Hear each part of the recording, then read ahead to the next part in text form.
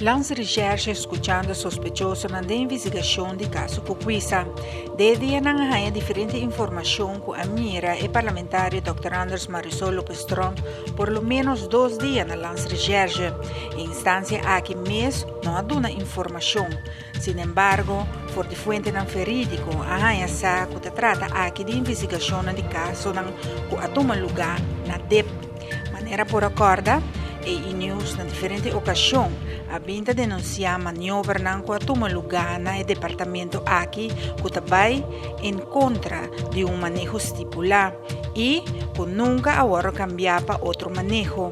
Inclusive, no momento que Lopes Trump atoma o ministério para o qual deve cai para algum luna.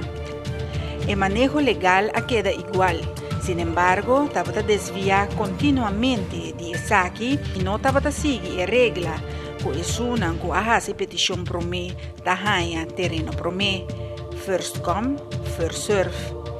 A base de denúncia assim a começar com a investigação que a Wardo chama como Aloe e depois a cambia de nome Cucuisa. El una que Lopes Trump estava na mando de DEP arriba su manejo sem hasi e cambio oficial. E manejo que agora vai tempo e que a esse desgosto para de personal da cultura estava a tomar lugar em círculo chiquito de mandatário e diretor e consejero.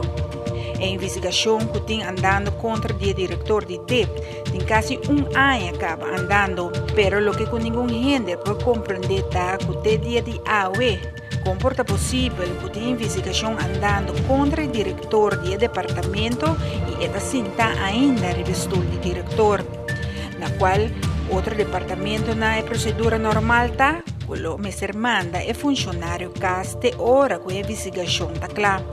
Lamentavelmente, o ministro Bau de qual o manejo de débita cai, no momento não aqui, não está dando nenhum comentário tampouco sobre a situação.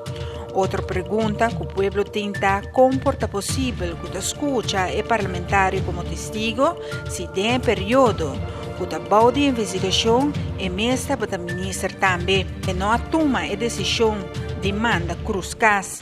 Essa aqui está apenas algum de perguntas que o povo tem e quer mira que está atua ribanan.